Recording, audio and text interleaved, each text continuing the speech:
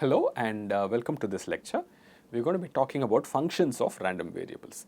Quite a while back we saw functions of one random variable, and we saw that it was very easy to find the PMF of a function of one random variable. Now that we know how to deal with multiple random variables, joint PMFs and all that, we are going to now start looking at functions of multiple random variables and how to deal with them. Okay, so let's once again begin with a very simple example just to show you how these things will look like. Okay, so here is a situation where you've thrown a die twice. Okay, so you have x1, x2. Okay, you've thrown the die twice. x1 is the first number and x2 is the second number that you see. So what is being asked is probability that the sum of the two numbers seen is 6. We have solved this kind of a problem before. We know how to find the probability, but the next question asks you about PMF of the sum. Okay, so if you think of the sum, what is the sum? The sum of the two numbers is actually x1 plus x2. Okay, you can write it like this. Okay, so even though you in this simple problem you may be able to write down all the possibilities and argue for what is the probability of the sum of the numbers being 6, it's useful to think of the sum as x1 plus x2. So here this guy is a function of x1 and x2. Okay, and you're able to think of x1 plus x2 itself as a random variable, and maybe you can let it be s. So let's say s equals x1 plus x2. Okay. Now this s, since it's a function, we can quickly identify the range. Each x1 has range 1 to 6. So s will have the range 2, 3, 4, so on. It will go all the way up to 12. Okay. And you can try to find probabilities for s, right? So if you want to find the PMF, probability that s equals 2, okay, when will the sum be 2? x1 has to be 1, x2 has to be 1, that's the only case. 1 by 36. When will the sum be 3? It's 2 by 36. Okay, 1, 2 or 2, 1. When will the sum be 4? Okay, it could be 1, 3, 2, 2, 3, 1, right? So that's 3 by 36, so on, right? So you can find the PMF in this fashion. Okay, so you're going back to the basics of the experiment and finding the PMF, but think of this way. Okay, so I actually have given the PMF of x1 and x2, right? I know the PMF of x1 and x2. I'm thinking of this as the function of x1 and x2. Okay, so this is a simple example to see how functions can show up very naturally. Okay, so here is another problem where maybe you have a, there's a rectangle, there's a length and a breadth, and these two are random. Okay, so and this is defined sort of conditionally. Instead of giving you the joint PMF, they give you the marginal of L, which is given as uniform 5791, and then you are given the conditional. Given L is L, you are given B as L minus 1, L minus 2, L minus 3. We know how to deal with this, right? Given the marginal and the conditional, we know how to go to the joint, isn't it? You just simply sum over the various things. So we know how to do this. There is a easy way to multiply the two conditionals and the marginals. You will get the joint PMF, right? So it's so we know this can be done. This is okay. Oh, so you can find the joint distribution of L and B. Okay, so I mean, if I have to write it down, so let me just write this down. So L and then B, isn't it? L could be 5, and then for 5, B can be 4, 3 and 2, right? And L could be 7, and for 7, B can be 6, 5, 4. Okay, so notice B shows up here again, and then for 9, B can be 8, 7, 6, and for 11, B can be 10, 9, 8. And for each, you can write a probability, right? So FLB, so maybe I should write this as T1, T2, FLB of T1, comma T2, right? So this will be, so this is uniform, right? You can just multiply the two probability, the conditional times the marginal. So it's 1 by 4 times 1 by 3, so you'll just get 1 by 12 throughout. Okay, you can think about it. You'll get 1 by 12 throughout. Did I write enough of them? 1, 2, 3, 4, 5, 6, 7, 8, 9. I need to write 3 more. Okay. So now what's area? Area is equal to L times B, isn't it? So you just multiply, so it's just T1, T2, okay. So you multiply these two, the area here is 20, here you have 15, here you have 10, here you have 7, 6 are 42, 35, 28, 9 8s are 72, 63, 54, 110, 99, 88. Okay, so this is the area. So there are 12 different values for the area, and so the area is going to be uniform in this range, right? So a probability that area equals 20 is 1 by 12, probability that area equals 72 is 1 by 12. So you saw how the function of two random variables shows up naturally in many examples. If you think of the length and breadth of the rectangle as random quantities, the area becomes a function of those two random variables. Okay, so it's a simple example. You can think of other examples. Okay, so how do you generally deal with a function? Suppose I have n random variables x1 to xn, and they have a joint PMF x1 through xn, fx1 through xn, and then let's say the range is given to you for every random variable, and then I define a function from the Cartesian product of these ranges to the real line. That's my function g. So I can give, if x1 can possibly take values t1, t2 to tn, I can think of g of t1, t2 to tn, right? So that's possible. So I can feed in these random variables as input into this function. So I get a function of random variables, which itself will be a random variable. Okay, so that's the first important thing. I've sort of assumed it in this definition. You can see why that should be true. x1 through xn are random variables. If you take a function g and then so say g of x1 comma x2 till xn, it's very natural that it becomes a random variable. So that's true. So if you have a random variable like that, you can define a PMF for it, right? And the PMF is usually evaluated, given the joint PMF, the PMF of the function is evaluated using this formula. You simply sum over all possible t's, t1, t2, tn, that give you g of t1 to tn equal to t. Okay, so you sort of do a g inverse of t. Okay, so this is like a g inverse of t.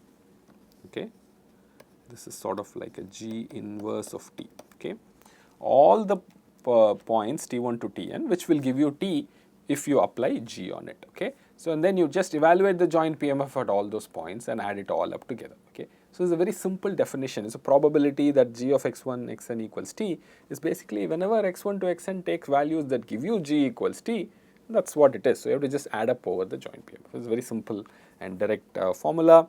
So you can extend it to joint PMF of two functions g and h. I'm not going to write it down for you. I'll show you in an example how that is done. Okay. So for small problems, if there are small tables with joint PMF, you can use this formula directly. Okay. So let me show you this method directly, and let me show you an example for a small table. Okay. So here's an example. Let's say this is t1, t2, t3, and let's say the function g. Okay. So this is the first function I'm going to take. G of x1, x2, x3, let's say is equal to x1 plus x2 plus x3. Okay, so simple case first. Okay, so the way I usually like to do it is whatever function I have here, I'll simply add and make another column for it. Okay, so just make a column for it. So 0, 1, 2, 2, 3, 1, 3, 2, 3. Okay, so once I make a column, I know the probability, I can simply add it up. Okay, so if you look at g of x1, x2, x3, so this takes values 0, 1, 2, 3, and how do I do probability? 0, it takes probability 1 by 9, okay, it's just 1 by 9. For 1, it is 1 by 9, and there's also one more 1 by 9, so it's 2 by 9. Okay, it just becomes like a function, very easy function, and you just look at it. 2 appears 3 times, so that's 3 by 9. Okay, again 3 appears 3 times, that's 3 by 9. Okay, so any other function that you want to come up with, okay, so any function you want to come up with, one can do the exact same possibility. Okay, so exact same argument. Any other g I define, I just simply add that function here, the g of t1, t2, t3. Okay, that's the method. Okay, so you just write down all the possibilities here, and then you know the range, you can write it like this. Okay, so I'm not going to repeat for any other example. So let me just do a joint PMF and show you. Okay, so that is something. So any other function can be done this way.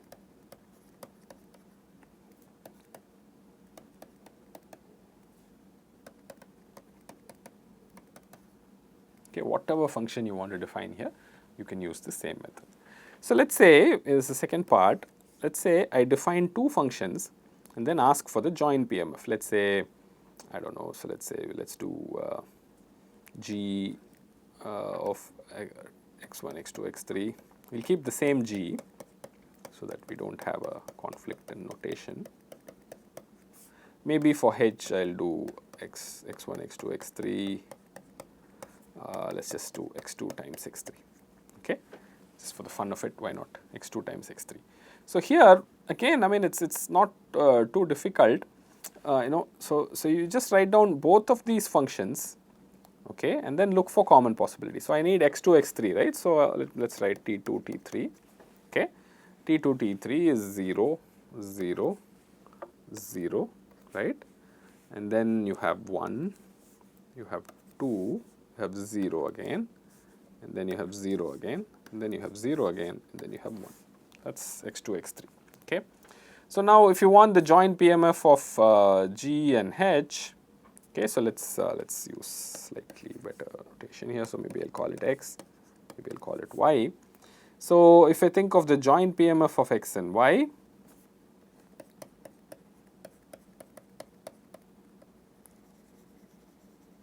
okay, so how do I do this? The joint PMF of X and Y, you can see it takes T1 plus T2 plus T3, takes values 0, 1, 2 and 3, and T2, T3 takes values 0, 1 and 2, and then I just have to count. So if you look at 0, 0, 0, 0 appears exactly once, and that's just 1 by 9. Okay. Let's look at 1, 0. 1, 0 does not appear at all. Okay, so that's 0. Let's look at 2, 0. 2, 0 does not appear at all. Okay, let's look at 1, 1.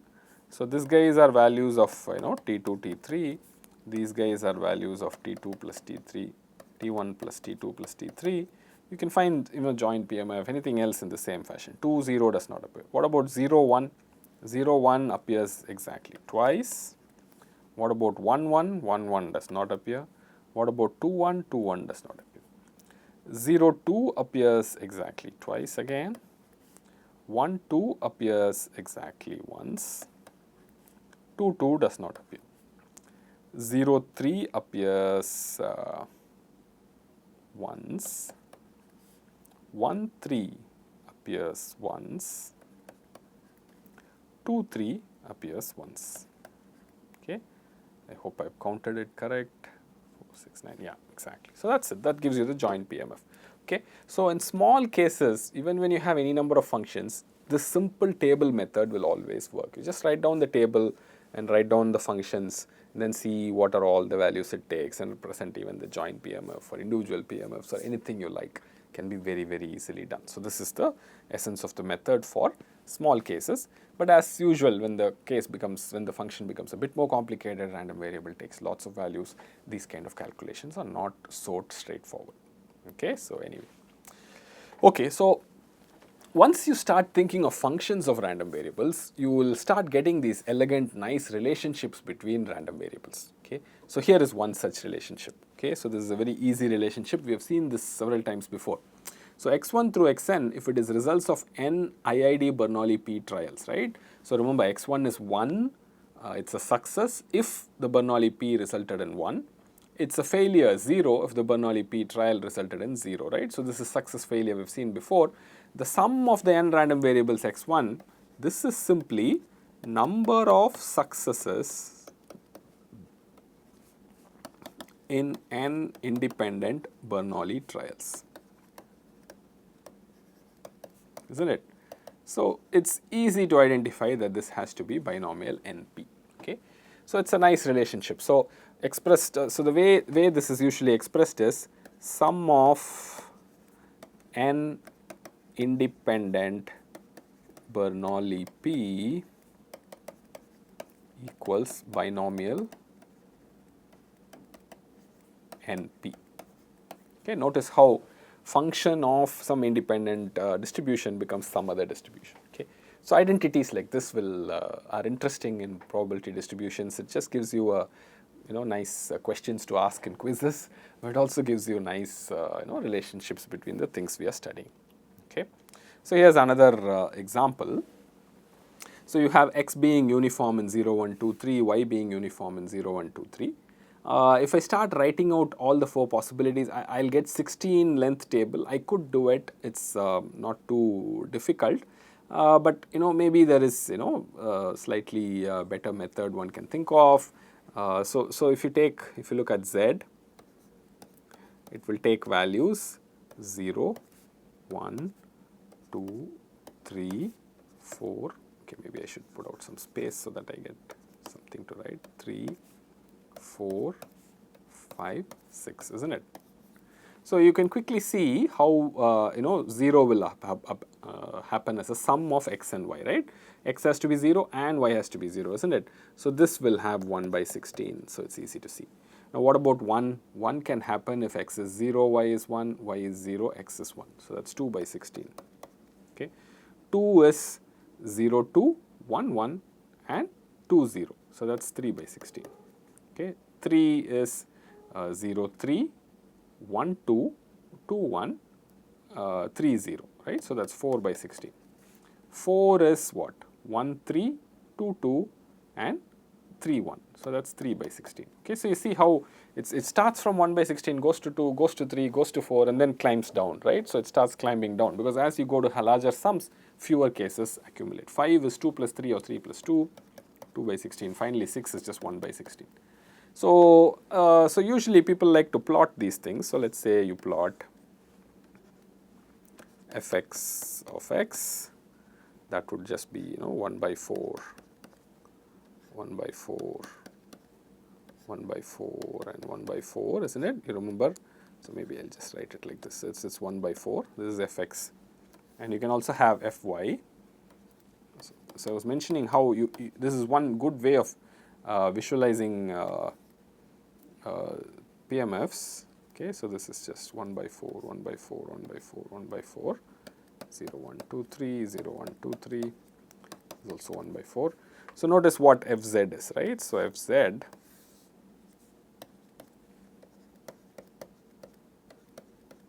okay, it goes from 0, 1, 2, 3, 4, 5, 6, but it starts with very small 1 by 16 and then goes to 2 by 16, 3 by 16 and then 4 by 16 and comes down to 3 by 16, 2 by 16, then 1 by 16. So this is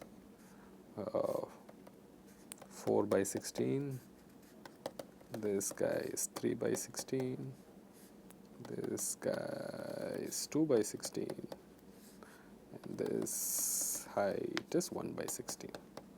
Okay, so this is nice ways to visualize. So some people like to say two uniform PMFs, when you add the distributions you get some sort of a triangular one, right? So it's sort of nice way to visualize what happens to sum of two uniforms. Okay, so in general the sum of two random variables, when the random variables take integer values, it's good to think of them a little bit more precisely. Okay, so I'm saying x and y take integer values. Okay, so they go either 0, 1, 2 or -1, -2. They take values in the integers and they join PMF as fxy.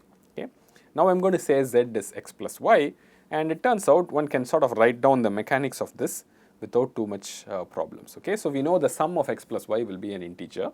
Okay, the previous example is clearly an example of this. So z will be some integer, and probability that z equals z, okay, so capital Z equals small z, is probability that x plus y equals small z. Now x plus y can be z when x and y take various different possible values. What are all the values that x and y can take? Capital X could be some small x. If capital X is small x, then what should y be? Because x plus y is z, y is going to be z minus x.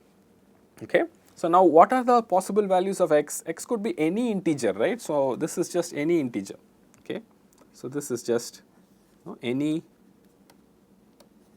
integer. Okay, so you go through all possible integer values of x and simply say probability that x equals x and y equals z minus x, right. So you see how these two are the same, right. X plus y is z and this comes out. Okay, so hopefully you see that. So now this is just the joint PMF evaluated at x comma z minus x. Okay. You can also do, instead of summing over x, you can sum over y. Okay, why not? It's the same thing, right? So it becomes the joint PMF of z minus y comma y. So both of these are easy expressions to remember when you're thinking of sums of random variables taking integer values. Okay, so integer values are sort of important here because I'm summing over x being and y being integers. Okay, otherwise it becomes a little bit more rough. Okay, now if x and y are independent, okay, if x and y are independent, what will happen to the joint PMF? It will factor like this, isn't it? Fx of x times fy of z minus x, and x goes from minus infinity to infinity, x is an integer, okay? Okay, so this kind of an operation is called a convolution, okay? So you have an fx of x, you have an fy of y, and then you convolve the two, okay? This operation is called a convolution. You convolve the two to get fx plus y of z, okay? So these two have to be independent to get your convolution operation, okay? So this is nothing new. I'm just writing it in this fashion just to introduce this notion called convolution. The sum of integer valued random variables is something very important to understand. So this is a general formula one can use when it is integer value. Okay, convolution shows up as one of the possibilities. Convolution shows up as an important operation here. Okay. Okay, so we just saw the formula. Let's use it in a particular case. Okay, so you have two independent Poissons. X is Poisson lambda 1, y is Poisson lambda 2, they are independent. What is the PMF of fz? Okay, so let's use the previous convolution formula. So fz of z is just simply summation over x taking values. See, minus infinity to infinity is the general formula, but this is a Poisson random variable. So I know Poisson random variable takes only positive values. And then I have fx of x times fy of z minus x. Okay. And z also I know is going to be positive, right? So 0, 1, 2, so on. Okay. So this will be summation x equals 0 to infinity e power minus lambda 1 times lambda 1 power x, okay, divided by x factorial.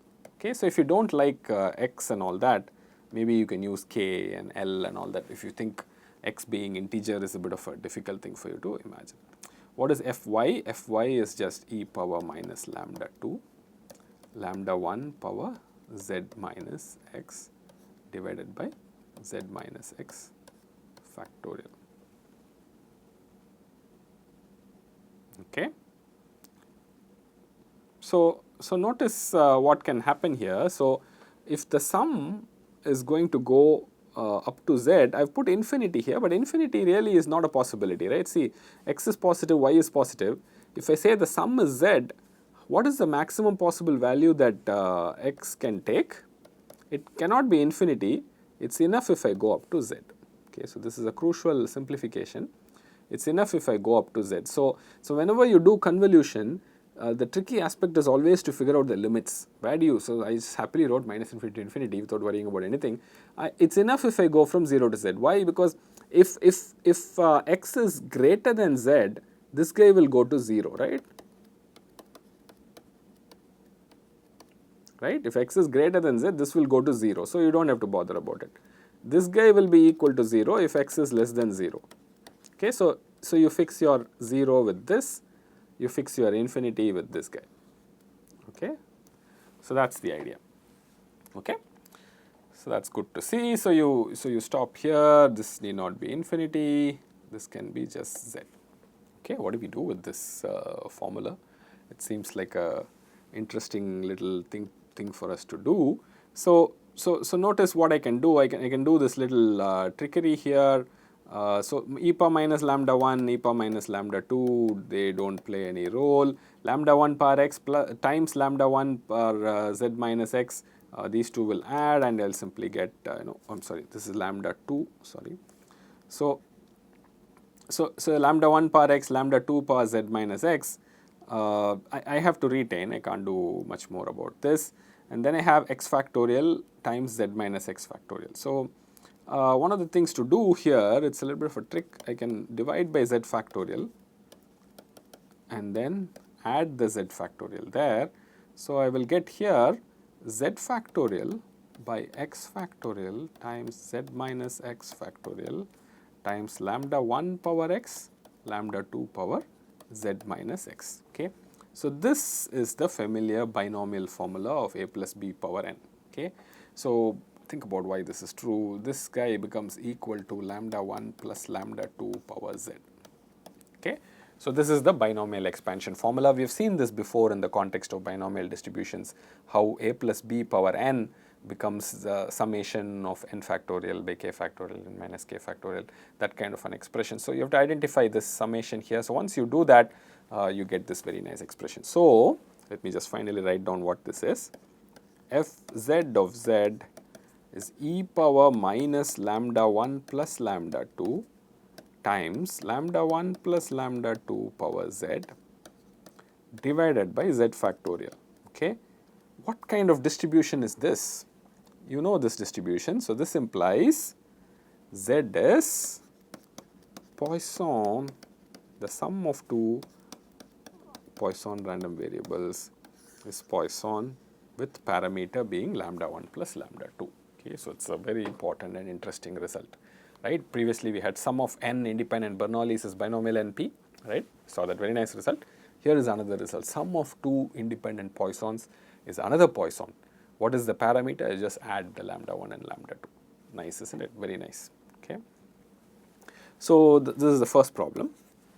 The second problem asks you to find the conditional distribution of x given z. Okay. So you're given the z, given the sum, what is the conditional distribution of x? Okay.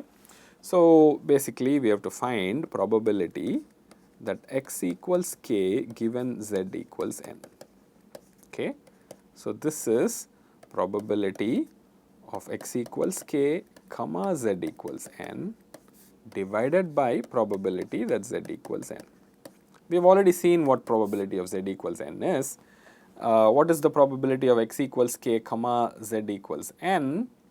Okay. So maybe we can write it as probability of x equals k times probability of z equals n given x equals k divided by, I am just making it a little bit more laborious than it should be. So if x is k, z is n, we know x and y, isn't it? It's x equals k times probability of y equals n minus k divided by probability of z equals n. Okay. So this you can easily figure out. So x equals k, z equals n, right? One of the x is k and then z is n. So y better be n minus k, isn't it? So that's the best thing to remember. So here now we are ready to substitute all that we know. This is just e power minus lambda 1 power k by k factorial times e power minus lambda 2 power n minus k by n minus k factorial divided by this problem here. So e power minus lambda 1 plus lambda 2 times lambda 1 plus lambda 2 power n by n factorial. So this will cancel, okay, and these I am going to rearrange in some very interesting way. So I am going to write it as n factorial by k factorial times n minus k factorial times lambda 1 by lambda 1 plus lambda 2 power k. Okay, so notice this factorial is still there, and then lambda 2 by lambda 1 plus lambda 2 power n minus k. Okay, so it's just a different way of writing it, but this lets you identify the distribution. What is this distribution? This is ending up binomial again, right? So this guy x given z is going to be binomial of n comma lambda 1 by lambda 1 plus lambda 2, isn't it? That's very nice, isn't it? So x conditional on z, the conditional random variable x given z is actually binomial n comma lambda 1 by lambda 1 plus lambda 2. You can very quickly and very easily see y given z will be binomial n again, but this will be lambda 2 by lambda 1 plus lambda 2. Okay, so very easy to see these things. So this is again a nice little box formula here for you to remember. Okay, so notice how these interesting relationships get built between these distributions, binomial, Poisson, Bernoulli. So this should hopefully tell you that all these things are related in some basic way in which the experiments happen. Okay, this is a bit of a quick calculation. The calculation itself is not so important. I just wanted to point out how interesting relationships can appear between random variables when you start using functions on them. Okay, so this is a good example to see. Okay. So, a quick word on functions and independence. So, we saw independence of random variables. Now, we are seeing functions of random variables. Okay. So, one of the important results and nice results is if x and y are independent, g of x and h of y. X and y are already independent. I am taking a function of x, function of y. The functions will also be independent for any two functions, g and h. Okay. So, if x1, x2, x3, x4 are mutually independent, as long as I do different sets of random variables, I will keep getting independent random variables. So this taking of this function will not suddenly introduce dependence if originally the dependence was not there, right? If originally the dependence was there, of course, if you take function, the dependence will be retained maybe. But if the original dependence was not there, if you take functions, you will still be independent. Okay, so functions and independence is a small result, but worthwhile doing it. We won't prove it any more rigorously than this. I guess it's an intuitive result. You can see why this is true. So, I am going to leave you with a few exercises. These exercises are important.